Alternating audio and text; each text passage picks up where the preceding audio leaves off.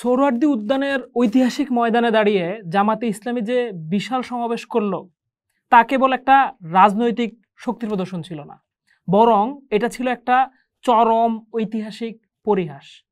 প্রশ্ন জাগে, মঞ্চে দাঁড়িয়ে যখন জামাতের আমির বক্তব্য রাখছিলেন তখন তার কি একবারও মনে পড়ছিল এই ময়দানের ঐতিহাসিক তাৎপর্যের কথা? এই মাটি সাক্ষী হয়ে আছে বাংলাদেশের জন্মের সবচেয়ে গৌরবোজ্জ্বল মুহূর্তের। এখানেই 1971 সালের 16 ডিসেম্বর বর্বর পাকিস্তান হানাদার বাহিনী, যাদের অখণ্ডতার জন্য জামাত অস্ত্র তুলে ধরেছিল, সেই বাহিনী নতজানু হয়ে আত্মসমর্পণ করেছিল। যে আদর্শকে পরাজিত করে বাংলাদেশের জন্ম, সেই আদর্শের ধারক বাহকেরা আজ সেই বিজয় মঞ্চেই নিজেদের রাজনৈতিক ভবিষ্যৎ গড়ার স্বপ্ন দেখছে। সমাবেশকে ঘিরে যেই বিপুল আয়োজন ও প্রচারণার কথা শোনা গিয়েছিল তাও পর্যালোচনার দরকার। 10 লাখ লোকের সমাগমের টার্গেট, 10,000 বাস আর 4টা বিশেষ ট্রেনে মানুষ এনে জমায়েত করা হলো। তার বাস্তবতার সাথে ঘোষিত সংখ্যার ফারাক তো স্পষ্ট।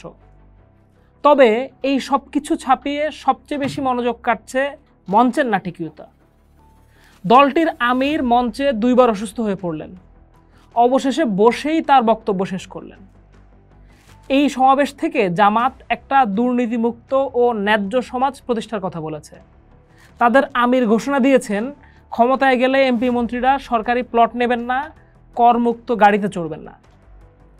বাহ্যিকভাবে কথাগুলো অত্যন্ত আকর্ষণীয়, কিন্তু সবচেয়ে বড় প্রশ্নটা হলো, যেই দল বাংলাদেশের জন্মলগ্ন থেকেই একটা ইন্টেলেকচুয়াল দুর্নীতি বা বুদ্ধিবৃত্তিক অসততার আশ্রয় নিয়ে এসেছে, তাদের মুখে ন্যায্যতার কথা কতটা শোভা পায়? 71-এ তাদের অবস্থান, মানবতা বিরোধী অপরাধে তাদের নেতাদের ভূমিকা এবং স্বাধীনতা বিরোধী কর্মকাণ্ড নিয়ে নির্লজ্জ নিরাপত্তা পালন করা, এইটাই তাদের সেই বুদ্ধিভিত্তিক দুর্নীতি।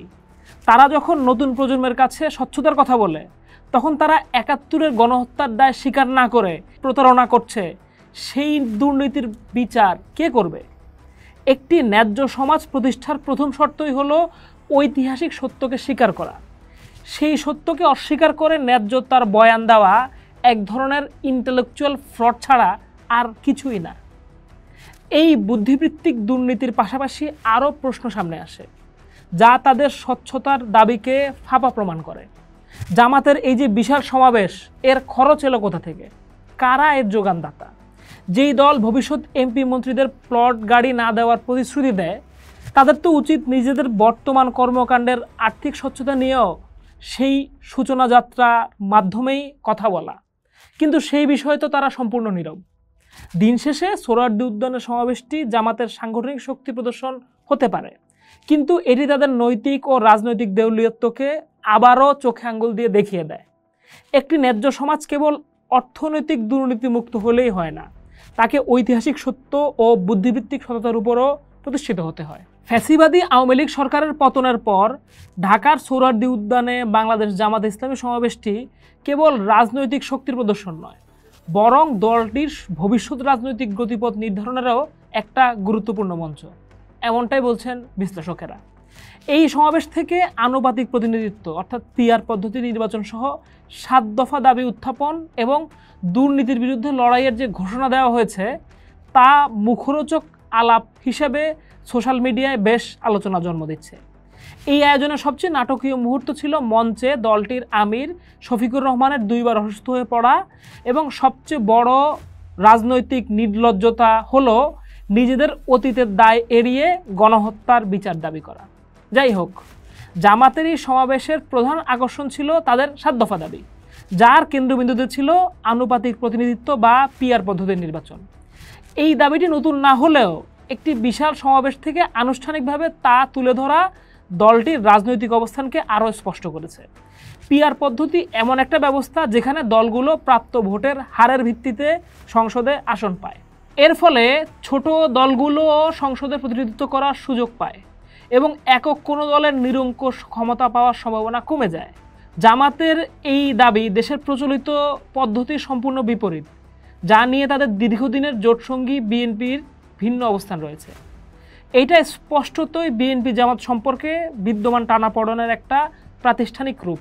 সমাবেশে গণ অধিকার পরিষদ, খেলাফত আন্দোলন, জাতীয় নাগরিক পার্টি সহ কয়েকটি দলের নেতারা উপস্থিত থেকে জামাতের পিয়াত পদ্ধতির দাবিকে সমর্থন জানিয়েছেন।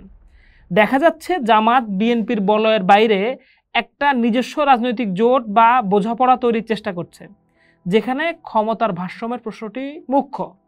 জামাতের আমির শফিকুর রহমান তার ভাষণে দুর্নীতির বিরুদ্ধে এক আবেগঘন লড়াইয়ের ঘোষণা দেন। তিনি প্রতিশ্রুতি দেন জামাত ক্ষমতায় গেলে এমপি মন্ত্রীরা কোনো সরকারি প্লট বা করমুক্ত গাড়ি নেবেন না এবং জনগণের কাছে প্রতিটি কাজের হিসাব দিতে বাধ্য থাকবেন। তবে এই ঘোষণার চেয়েও বেশি আলোচিত হয়েছে তার অসুস্থতা। বক্তব্যের মাঝখানেই তিনি 2বার অসুস্থ হয়ে ঢলে পড়েন। তীব্র গরম এবং সমাবেশের উত্তেজনার মধ্যে এই ঘটনা ঘটলেও তিনি বসে বসেই তার বক্তব্য শেষ করার চেষ্টা করেন। এই দৃশ্যটি একদিকে যেমন তার কর্মীদের প্রতি সহানুভূতি তৈরি করেছে, তেমনি এর নাটকীয়তা নিয়েও প্রশ্ন উঠেছে। পরবর্তীতে বিএনপির মহাসচিব মির্জা ফখরুল ইসলাম আলমগীর তাকে হাসপাতালে দেখতে যাওয়া প্রমাণ করে যে আনুষ্ঠানিক আমন্ত্রণ নিয়ে 2 দলের মধ্যে বিতর্ক থাকলেও পর্দার আড়ালে একটা ক্ষীণ যোগাযোগ তো আছেই। জামাতের 7 দফার একটা অন্যতম দাবি ছিল 2024 সালের 5 আগস্ট এবং এই আশেপাশের সময় সংগঠিত সব গণহত্যার বিচার করা। এই দাবিটি ছাত্র জনতার অভ্যুত্থানের পরবর্তী সময়ের ঘটনাগুলোকে নির্দেশ করে, যেখানে জামাত নিজেদেরকে নির্যাতিত হিসেবে উপস্থাপন করতে চাইছে। কিন্তু এখানেই জামাতের সবচেয়ে বড় রাজনৈতিক ও নৈতিক বিষয়টা উন্মোচিত হয়। যেই দলটি আজ গণহত্যার বিচার চাইছে, সেই দলটির বিরুদ্ধেই রয়েছে বাংলাদেশের স্বাধীনতা যুদ্ধের সময় সংগঠিত মানবতা বিরোধী অপরাধ ও গণহত্যার সঙ্গে সরাসরি জড়িত থাকার এক কলঙ্কিত ইতিহাস। 1971 সালে পাকিস্তান হানাদার বাহিনীর সহযোগী হিসাবে আল বদর, আল শামস রাজাকার বাহিনী গঠনে জামাতের ভূমিকা এবং এর শীর্ষ নেতাদের যুদ্ধ অপরাধের দায়ে বিচার এর সত্য দলটি সচেতনভাবে এড়িয়ে গেছে। সমাবেশ মঞ্চ থেকে তারা সাম্প্রতিককালের ঘটনার বিচার চাইলেও 71-এর ভূমিকার জন্য জাতির কাছে ক্ষমা চাওয়া বা সেই ইতিহাসের দায় স্বীকার করার কোনো চিহ্নই দেখায়নি। বিষয়টি বরাবরের মতোই জামাতের রাজনৈতিক সততাকে প্রশ্নবিদ্ধ করে। তারা যখন নিজেদেরকে ভুক্তভোগী দল হিসেবে প্রতিষ্ঠা করতে চায়, তখন তাদের হাতে নিহত লাখো শহীদ এবং নির্যাতিত মা বোনের ইতিহাস যেন এক অস্বস্তিকর নীরবতায় চাপা পড়ে যায়। এই দ্বৈত অবস্থান দলটিকে একটা স্বচ্ছ ও গণমুখী রাজনৈতিক শক্তি হিসেবে প্রতিষ্ঠিত হওয়ার পথে সবচেয়ে বড় বাধা। বিশ্লেষকেরা বলছেন, সবকিছুর উপরে জামাতের এই নতুন অভিযাত্রার সাফল্য নির্ভর করছে তাদের অতীতের দায় স্বীকার করার উপর। যতক্ষণ পর্যন্ত দলটি 71-এর ভূমিকার জন্য অনুতপ্ত হয়ে জাতির সামনে নিজেদের স্বচ্ছ না করবে, ততক্ষণ পর্যন্ত তাদের দুর্নীতির বিরুদ্ধে লড়াই বা গণহত্যার বিচারের দাবি সবকিছু একটা বিশাল নৈতিক শূন্যতার উপর দাঁড়িয়ে থাকবে। অতীতের ছায়া পাশ কাটিয়ে নয়, বরং সেটির মুখোমুখি হয়েই কেবল জামাত বাংলাদেশের মূলধারা রাজনীতিতে নিজেদের গ্রহণযোগ্যতা তৈরি করতে পারবে। আচ্ছা, যদি ধরেও নেওয়া যায় যে জামাত ইসলামী কোনোদিন 71-এর ভূমিকার জন্য আনুষ্ঠানিকভাবে ক্ষমা চাইল, তাতে কি তাদের মৌলিক আদর্শিক ভিত্তি পরিবর্তিত হবে? এই প্রশ্নের সহজ উত্তর হচ্ছে না। কারণ জামাতের সমস্যা নিছক একটা ঐতিহাসিক ভুল না, বরং এর শিকড় প্রথিত আছে তার আদর্শিক গুরু সাইয়েদ আবুল আলা মওদুদীর রাজনৈতিক দর্শনে। মওদুদীবাদ কেবল একটা ধর্মীয় ব্যাখ্যা নয়, এটা একটা সামগ্রিক রাজনৈতিক প্রকল্প যা আধুনিক জাতিরাষ্ট্র, ধর্মনিরপেক্ষতা এবং গণতন্ত্রের ধারণাকে প্রত্যাখ্যান করে। এই আদর্শ তার প্রকৃতিগতভাবেই বিভেদ সৃষ্টিকারী এবং অসহনশীল। এর প্রথম ও নৃশংস প্রয়োগ মেলে পাকিস্তানে। 1953 সালে লাহোরে আহমদিয়া বিরোধী দাঙ্গার মূল উস্কানিদাতা ছিলেন জামাতে ইসলামী। আহমদিয়া সম্প্রদায়কে অমুসলিম ঘোষণার দাবিতে সৃষ্ট সহিংসতায় হাজারো মানুষ নিহত হয় এবং পাকিস্তানে প্রথমবারের মতো সামরিক আইন জারি হয়। এই ঘটনার মূল হোতা হিসাবে মওদুদী সাহেবের মৃত্যুদণ্ড হয়েছিল। পরে অবশ্য সেই রায় পাল্টে যায়। শুধু আহমদিয়ারা নয়, পাকিস্তানের বিভিন্ন আদর্শের মুসলমানদের টার্গেট কিলিং করা এবং তাদের কাফির আখ্যা দিয়ে চালানো দশকের পর দশক ধরে চলা সহিংসতার পিছনেও রয়েছে এই একই দর্শনের প্রভাব, যা জিয়াউল হকের সময় রাষ্ট্রীয় পৃষ্ঠপোষকতা পেয়ে আরও ভয়াবহ রূপ নেয়। এই আদর্শের সহিংস চরিত্র কেবল পাকিস্তানে সীমাবদ্ধ থাকেনি। 71-এ বাংলাদেশের 30 লক্ষ শহীদের রক্ত ও মা বোনের সাম্প্রভানির পিছনেও ছিল এই একই দর্শন। বাঙালি জাতীয়তাবাদকে ইসলাম বিরোধী আখ্যা দিয়ে আল বদর, আল শামস বাহিনী গঠন করে বুদ্ধিজীবী সহ মুক্তিকামী মানুষদের হত্যা করাই তাদের আদর্শিক দায়িত্ব মনে করেছিল জামাত। এই একই মতাদর্শ দ্বারা অনুপ্রাণিত হয়েছিলেন মিশরের সাইয়েদ কুতুব, যার হাত ধরে মওদুদীবাদ আরও উগ্র ও বিপ্লবী সংস্করণ হিসাবে তৈরি হয়। কুতুবের দর্শনে পরবর্তীকালে আল কায়দা, আইএসএসএস সহ অসংখ্য বৈশ্বিক সন্ত্রাসী গোষ্ঠীর তাত্ত্বিক ভিত্তি নির্মাণ করে। আফগানিস্তান থেকে সিরিয়া, আলজেরিয়া থেকে নাইজেরিয়া, যেখানেই রাজনৈতিক ইসলাম প্রতিষ্ঠান নামে সহিংসতা ও গণহত্যা সংঘটিত হয়েছে, তার শিকড়ে গেলে খুঁজে পাবেন মওদুদি ও কুতুবের তৈরি করা এই বিভেদকামী ও রক্তপিপাসু দর্শন।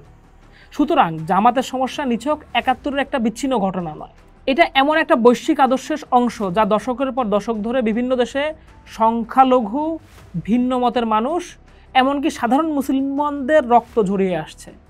ক্ষমা চাইলেই এই আদর্শের ডিএনএ পরিবর্তন হয়ে যাবে না। তাই মজলুম জননেতা মাওলানা ভাসানীর সেই ঐতিহাসিক উক্তিটি আজও প্রাসঙ্গিক। নীল নদের পানি যেমন নীল নয়, জামাতে ইসলামীও ইসলাম নয়। পোস্ট দেখুন, ভাবুন, করুন। থাকুন পোস্টের সাথে।